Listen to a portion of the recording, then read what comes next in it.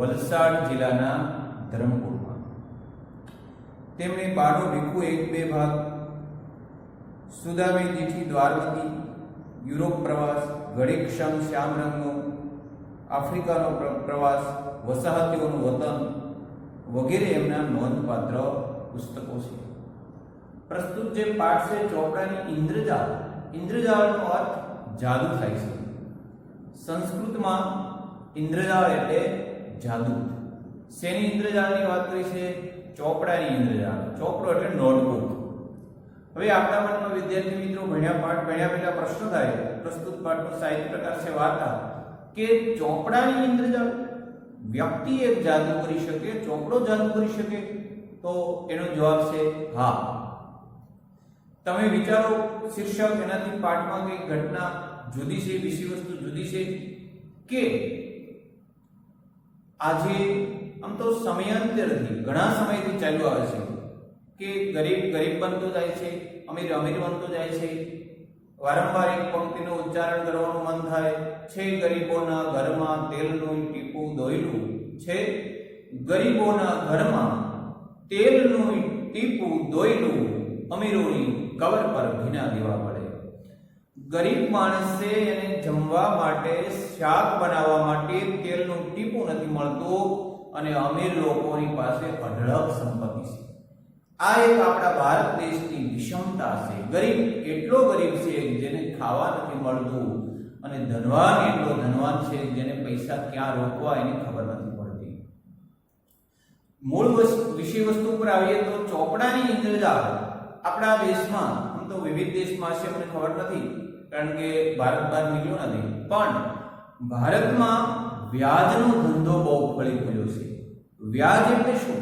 તો તમારે કોઈ આર્થિક સંકળામણમાં પૈસાની જરૂર પડે અને તમારી પાસે પૈસા નથી, તો તમે મારા પાસેથી, એટલે કે કોઈ વ્યક્તિ પાસેથી તમે 500 રૂપિયા લો, તો એનો 5% ધારી લો કે માસિક વ્યાજ હોય, તો 1 વર્ષની ઉપર 2-3 મહિના થઈ જાય તો તમે 500 રૂપિયા લીધા હોય એના સીધા જ 1000 જમા કરાવવા પડે.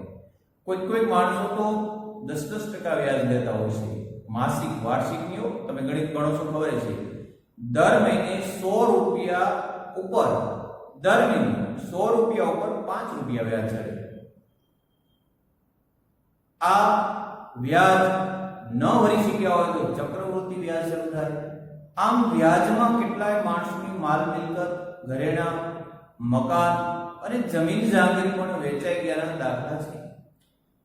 છેલ્લા 15 દિવસના હું જોઉં છું તો ભાવનગરના એસપી, આમ તો ગુજરાતમાં કાયદો આવ્યો છે પણ ભાવનગરના એસપી નો વધારે ખબરમાં આવ્યો છે કે જે વ્યાજનો ધંધો કરતા હોય એવા વ્યક્તિઓની ફરિયાદ કરાવો અને એ વ્યક્તિઓને જેલ હવાલે કરાવો.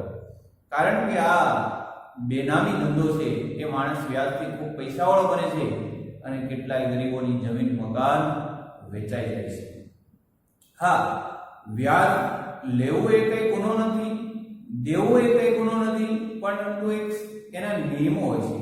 તમે બેંકમાંથી લોન લો તો બેંક ગવર્નમેન્ટ છે છતાં તમને લોન આપે છે, તમે વ્યાજે ભરો છો, પણ એ વ્યાજનો જે ટકાવારી હોય, જે એનો ચાર્જ હોય, બહુ ઓછો હોય છે. આ જે પ્રાઇવેટ બધા વ્યાજના ધંધાઓ કરે છે એવા હોતા નથી. અમુક માણસો તો ડાયરી ચલાવે. કોઈ મજૂર માણસ શાક માર્કેટમાં કામ કરતો હોય, શાકભાજી વેચતો હોય, રોજ એની પાસેથી 500 રૂપિયા લઈ અને શાકભાજી લાવે.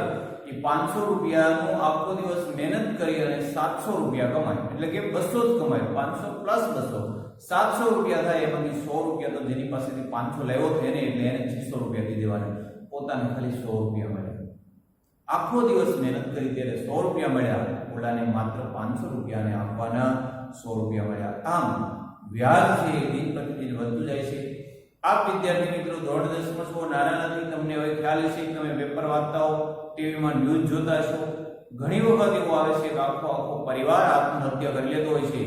આ આત્મહત્યા જ્યારે આખો પરિવાર કરતો હોય ત્યારે એના મુખ્ય કારણોમાં મેઇન કારણ માથે વ્યાજનો દર વધી ગયો હોય, પછી એ ભરપાઈ કરી શકે એમ ન હોય, એટલે દાદાગીરી અને ગુંડાગીરી વધી જાય, પછી આખો જ પરિવાર આત્મહત્યાનો આશરો લે છે. તો આ જે ચોપડાની ઇન્દ્રજાળ છે એમાં લેખકે પોતે, આમ તો એના પિતાએ વ્યાજે પૈસા એક જીવલા નામના સામાન્ય માણસને આપ્યા છે. જીવલો રાત દિવસ મહેનત કરે પણ પૈસા ભરી શકતો નથી, કારણ કે ચોપડામાં એક પછી એક મહિને વ્યાજ ચડે છે. એટલે કે ચોપડાનો જાદુ રચાતો જાય છે અને જીવલો ગરીબમાંથી અતિ ગરીબ બનતો જાય. ખૂબ મહેનત કરે, જે કાંઈ વસ્તુ કમાય અને એના ઘર સુધી પહોંચાડે, પણ એ વ્યાજમાંથી બહાર નીકળી શકતો નથી. અંતે પાઠની ચમત્કૃતિપૂર્ણ અંત ચંદ્રકાંત પંડ્યાએ આપ્યો છે કે લેખક છે એ સમજુ થાય ત્યારે ચોપડાને ચીરી નાખી દે છે કે આ ચોપડાના જાદુમાંથી હવે જીવલા તું છૂટો જા, હવે તારે વ્યાજ ભરવાનું નથી.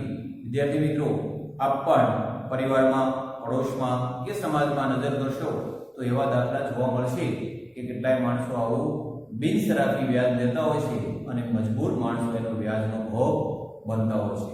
આપણે વિગતે પાઠ જોઈએ. ત્યારે શાહુકારો ગરીબ અને અજ્ઞાન રાની પર જ ખેડૂતોનું શોષણ કરતા. શાહુકાર એટલે શેઠિયાઓ. શું નામ છે? શાહુકાર.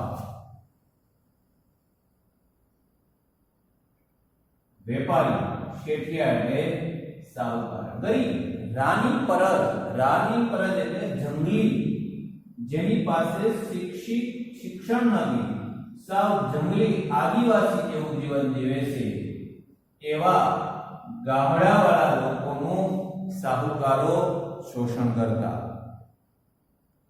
ઋણ રાહતનો ત્યારે કોઈ કાયદો નહોતો. ત્યારે કયો કાયદો નહોતો? ઋણ રાહતનો.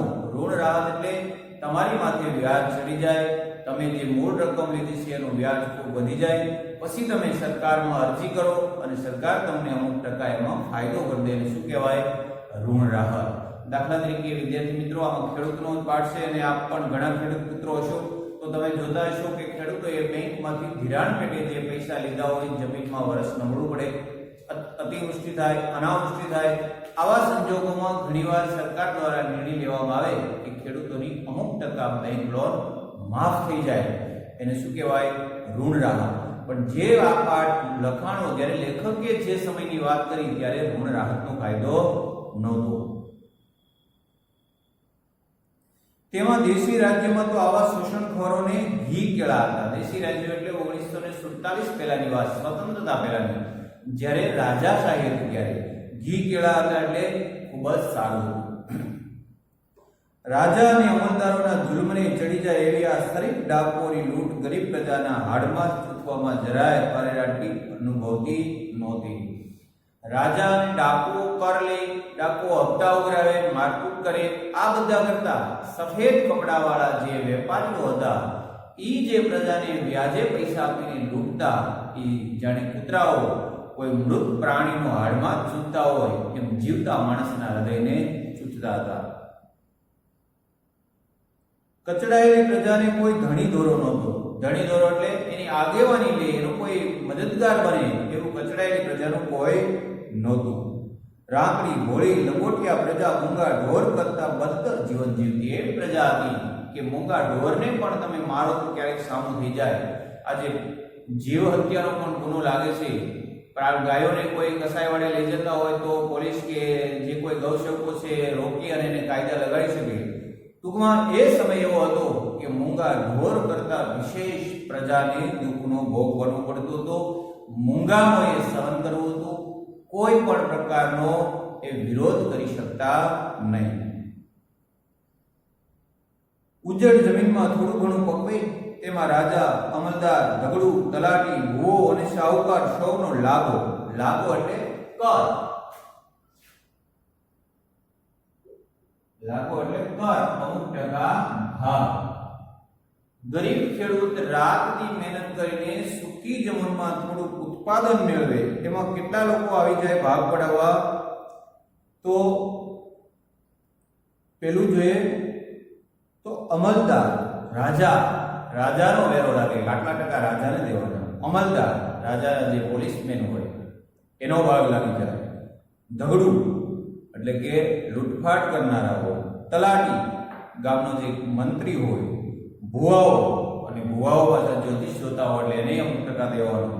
શાહુકાર અને શેઠિયા સૌનો ભાગ. માની લો કે એક કળશી એટલે કે 20 મણ બાજરો થયો હોય તો ખેડૂતને બધાને વેચી દેવાનું. ગામના મંદિરે આપવું પડે, ગામમાં સાધુ પૂજારી હોય એને આપવું પડે, ગામમાં રહેતા અમુક પ્રકારની જ્ઞાતિઓ ત્યારે રિવાજ હતો, હવે તો એ બધું જતી રહ્યું, જ્ઞાતિવાદમાં કોઈ આપણે માનતા નથી, પણ બ્રાહ્મણ હોય, પછી વાળંદ બાબર હોય, આ બધાનો લાભ હોય, એ બધાને ખેડૂતે ખળામાંથી ઘરે લઈ ગયા પહેલા અનાજ વેચી દેવાનું, રાજા એનો પાર લઈ જાય, દાદાગીરી કરવા વાળા ગુંડાઓ લઈ જાય, અને છેલ્લે શાહુકાર આવે અને એમ કે દાદા મારી પાસેથી વાવણી વખતે આટલા પૈસા લઈ ગયો હતો અને આટલા થયા છે, અને એનો ભાગ લઈ જાય તો ખેડૂત પાસે એટલું પણ ન બચતું કે પોતાના બાળકોના કપડાં સીવડાવી શકે. પ્રસંગે બધું કામ પડતું મૂકી બધાની વેટ કરવા એ બંધાયેલો, અને જેની પાસેથી પૈસા વ્યાજે લીધા હોય એનો પાછો એની ઘરે પ્રસંગ હોય તો કામ કરવા જવાનું, પોતાની વાડી રેડી મૂકી દેવાની, પોતાને વાડીની અંદર કામકાજ શરૂ છે, લણણી છે, નેદની છે, વાવણી છે, આ કાંઈ જોયા વિના પોતાના બાળક બીમાર હોય તો બીમાર રહેવા દેવાના, અને જેની પાસેથી પૈસા વ્યાજે લીધા હોય એના ઘરે કંઈક પ્રસંગો હોય તો કામ કરવા જવાનું. એને શું કહેવાય? મફતમાં કામ કરવું એટલે વેટ કરવા જવાનું. ગુલામથી પણ બદતર જિંદગી જીવે ને ઉજળા ભણેલા લોકોની લાચારીનો લાભ ઉઠાવે. 17 55 નું ગણિત ગણનારા શાહુકારના ચોપડાની ઇન્દ્રજાળ એવી કે એની 7 પેઢી પણ ઋણમાંથી મુક્ત ન થઈ શકે. અને શાહુકાર ઉજળા ઉજળા વસ્ત્રમાં શૈતાન છુપાયેલા છે, ઉજળા ઉજળા વસ્ત્રમાં શૈતાન છુપાયેલા છે, ગંદી ઊંચી ગલીઓમાં પણ ઇન્સાન છુપાયેલા છે.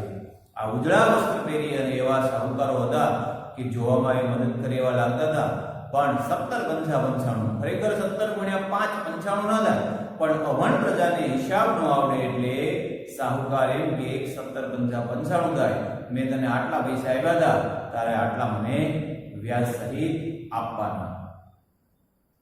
અને એના 17 55 નું ગણિત એવું હતું કે ચોપડાની અંદર ટોટલ આમ વધતી જ જાય, મૂળ રકમમાં વ્યાજ ઉમેરાતું જાય, એમાં ગુણાકારમાં ભૂલ કરાવે અને ખેડૂત ગમે તેટલી મહેનત કરે 7 પેઢીમાં ક્યારેય ઋણમાંથી દેવામાંથી મુક્ત ન થાય.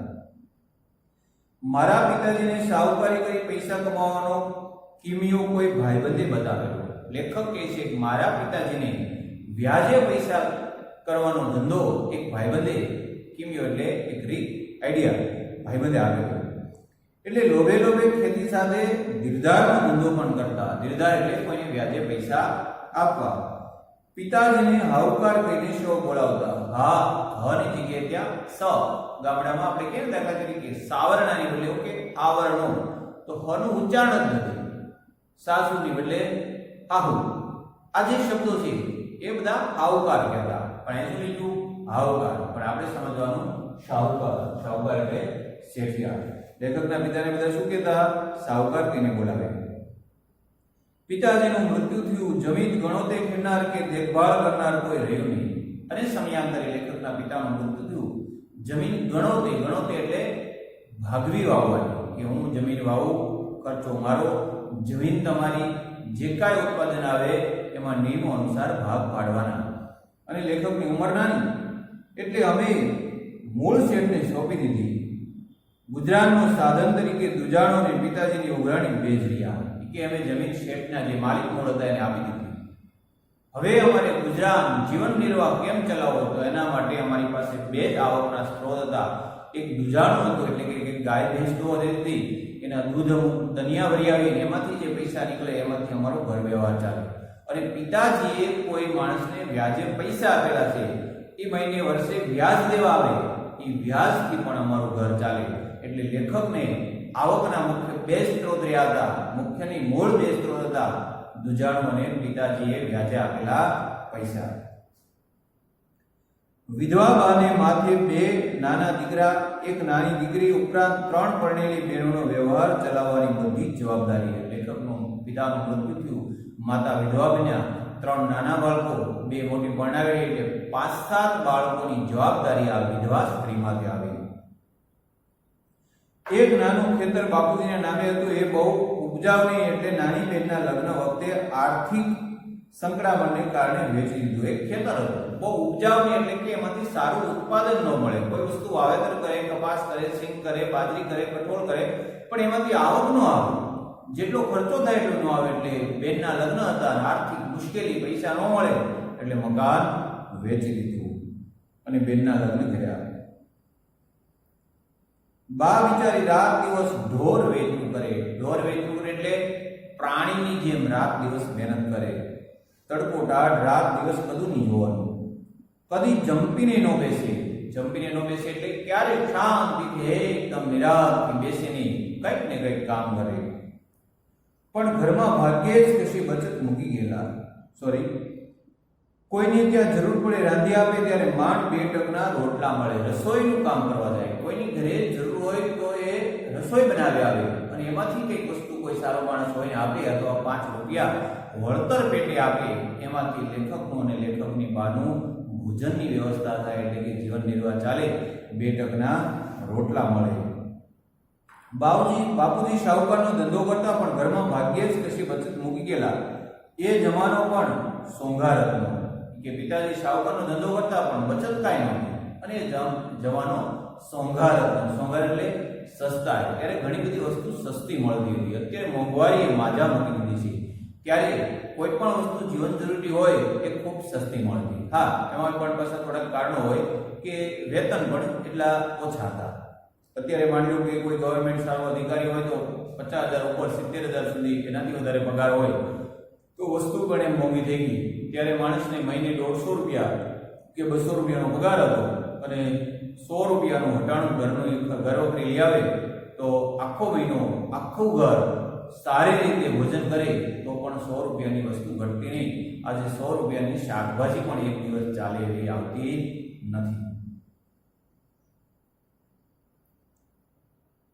એ જમાનો પણ સોંગાર હતો. 10 રૂપિયે હારો ભાત.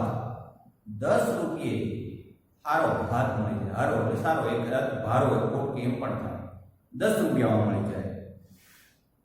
એ જ પ્રમાણે બધી ચીજ વસ્તુ એમાં બચત સી રીતે થાય એટલે કુટુંબનો બોજો એકલે હાથે ઉચકતા બાને 9 નેજા પડ્યા. 9 નેજા પડ્યા એટલે ખૂબ જ આકરી મુશ્કેલી પડી. એકલા કમાવાનું, બાળકો નાના છે, 2 દીકરીઓના લગ્ન થઈ ગયા, એના જીવનમાં કંઈક જરૂર પડે ત્યાં મદદ કરવાની. બાને આ બધું વ્યવહાર ચલાવવો ખૂબ અઘરો પડે. દીકરામાં હું મોટો એટલે 14 વર્ષની ઉંમરે ગામડે ઉઘરાણી કરવા બા મને મોકલે. દેણદારો પ્રામાણિક, પણ ખેતીના વર્ષો એક પછી એક એવા ખરાબ આવે કે દેણદારો રોકડું કશું ન આપી શકે. ક્યારેક થોડું ઘણું આપે તો અમારા કુટુંબનો આપદા ન પડે એટલા ખાતર પોતે પેટે પાટા બાંધી આછું પાતળું ખાઈને પણ જે મળે તે વ્યાજ પેટે ભરી જાય. લેખક ઘરમાં મોટો પુત્ર 14 વર્ષના થયા એટલે લેખકના બા લેખકને બાજુના ગામમાં જેને પાસે પૈસા વ્યાજે આપેલા છે ત્યાં ઉઘરાણીએ મોકલે અને લેખક 14 વર્ષની ઉંમરના લેખક ઉઘરાણીએ જાય. ત્યારે ખેતીના વર્ષો એટલા નબળા છે જેને પૈસા આપેલા છે વ્યાજ પૂરું ભરી ન શકે. કંઈક કોક પાસે હોય તો આપે, કોઈ બાજરો આપી દે, કોઈ ઘઉં આપી દે, જે તે વસ્તુ ઉત્પાદન પાક્યું એ આપે. પૈસા કોઈ ન આપી શકે. કોઈ ક્યારેક 90% વ્યાજ ભરી શકે, કારણ કે ખેતીમાં ઉત્પાદન જ સારું ન આવે. કા અતિવૃષ્ટિ, કા અનાવૃષ્ટિ એવી પરિસ્થિતિ હોય કે દેણદારો પ્રામાણિક હતા, પોતે ઓછું ખાય, પોતે જીવનમાં કરકસર કરે. પેટે પાટા બાંધવા એટલે કરકસર કરીને પણ લેખકના વ્યાજના પૈસા આપવા મહેનત કરે. પણ પરિસ્થિતિ એવી છે કે આપી શકાતા નથી. દાનત એવી નથી કે આપણે આપવા નથી, પણ પરિસ્થિતિનો ભોગ એવો બને છે કે લેખકનું વ્યાજ પણ કોઈ પૂરું ભરી શકતા નથી. ધરમપુરથી 5 માઇલ દૂર મગરમાળા ગામે રાનીપરજ કોમના જીવલા નામના ખેડૂત પાસે અમારું લેણું નીકળે.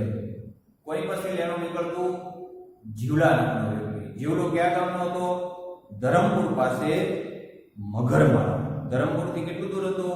5 માઇલ. માઇલ એટલે આશરે 3 કિલોમીટર, એટલે કે 15 કિલોમીટર જેટલું એના ઘરથી થાય. રાનીપરજ કોમનો. રાનીપરજ એટલે જંગલી માણસો. અત્યારે આપણે દાખલા તરીકે કહી શકીએ તો અમુક રાનીપરજ ગામડામાં એના માટે શબ્દ વપરાય છે કે જે શું કહેવાય, દેવી પૂજક, જે ઝૂંપડા બાંધીને રહેતા હોય, માંડ ઘર વ્યવહાર કરતા હોય. અને લેખકના કુટુંબને આપદા ન પડે. આપદા એટલે મુશ્કેલી. જેને પૈસા આપ્યા છે એના પરિવારને મુશ્કેલી ન પડે માટે જીવલો અને બીજા કોઈ દેણદારો કંઈક ને કંઈક આપે. ખેડૂત પાસે અમારું લેણું નીકળે. કાંઠા વર્ષોમાં જીવલાની સ્થિતિ બહુ કપરી થઈ ગયેલી.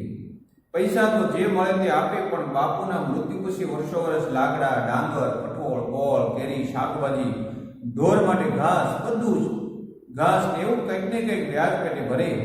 વર્ષ ગમે તેવું નબળું પડ્યું હોય તોય શાહુકારના કોઈને આપદા ન પડવી જોઈએ એ ભાવનાથી કંઈક તો આપવું જ જોઈએ એવું માનતો જીવલો દાન શુદ્ધ કોયરો એટલે પુત્ર.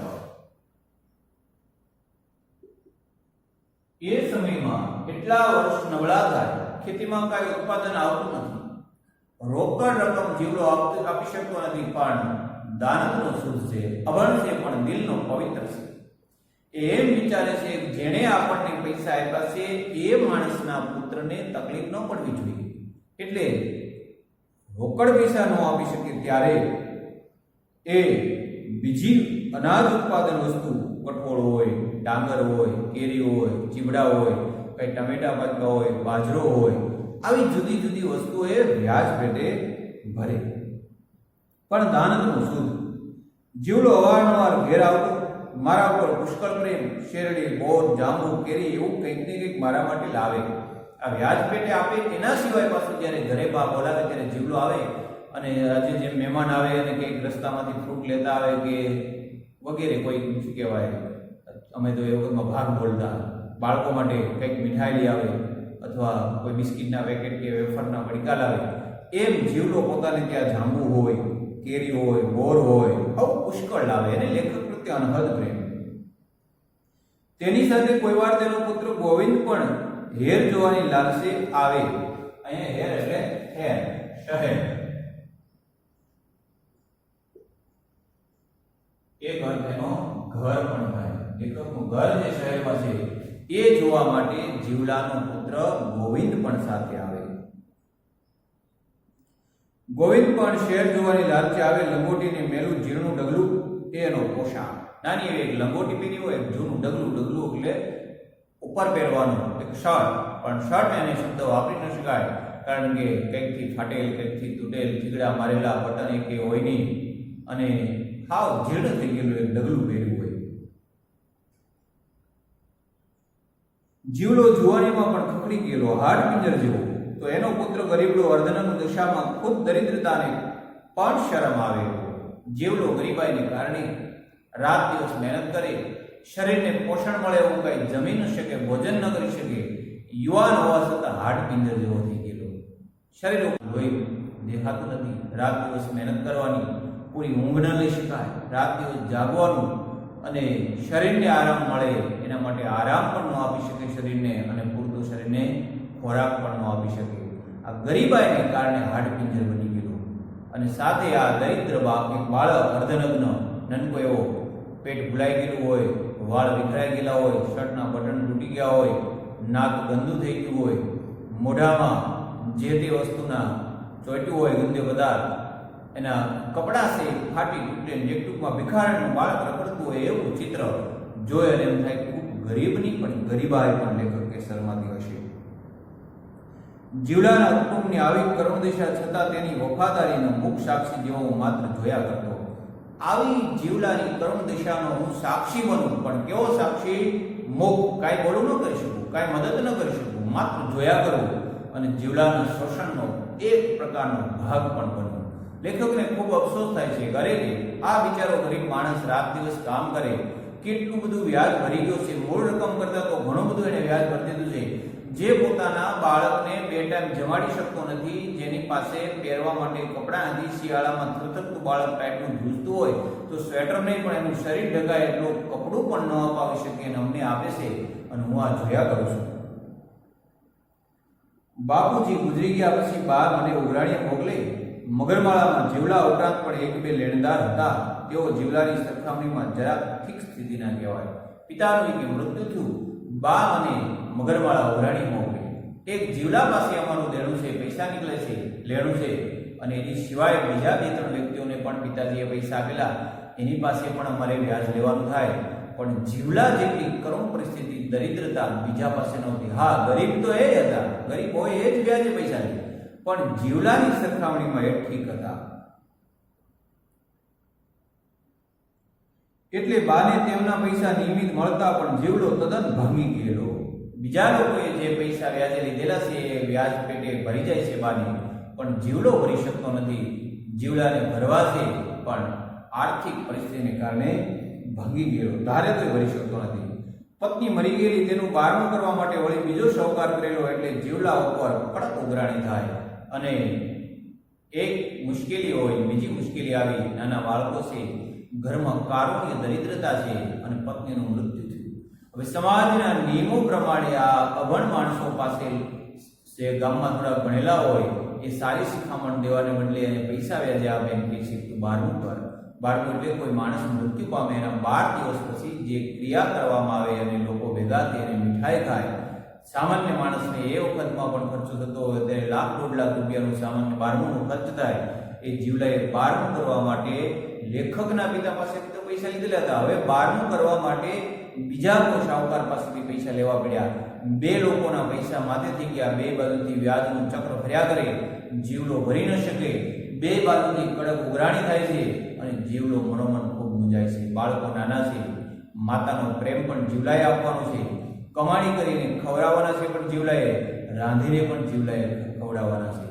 આમ જીવલો અનેક મુશ્કેલીનો ભોગ બનતો ગયો અને જીવલા ઉપર કડક ઉઘરાણી શરૂ થઈ ગઈ. રવિવારે બા મને ઉઘરાણીએ મોકલે, ભાતામાં કોઈ વાર સુખડી તો કોઈ વાર શક્કરપારા બનાવી આપે. અને રવિવારે લેખક સ્કૂલે રજા હોય એટલે ઉઘરાણીએ જાય, એટલે ભાતામાં, આજે આપણે જઈએ તો એક ટિફિન શબ્દ વાપરીએ છીએ, નાસ્તો, ત્યારે જે કપડામાં બાંધીને વસ્તુ લઈ જતા ખાવાની, ત્યારે ભાતું શબ્દ વાપરતા. ભાતામાં લેખકના બા શું મોકલતા? કા સુખડી અને કા શક્કરપારા. દિવાળી પછી તો લગભગ દર રવિવારે ઉઘરાણીએ જવાનો કાર્યક્રમ નક્કી જ હોય.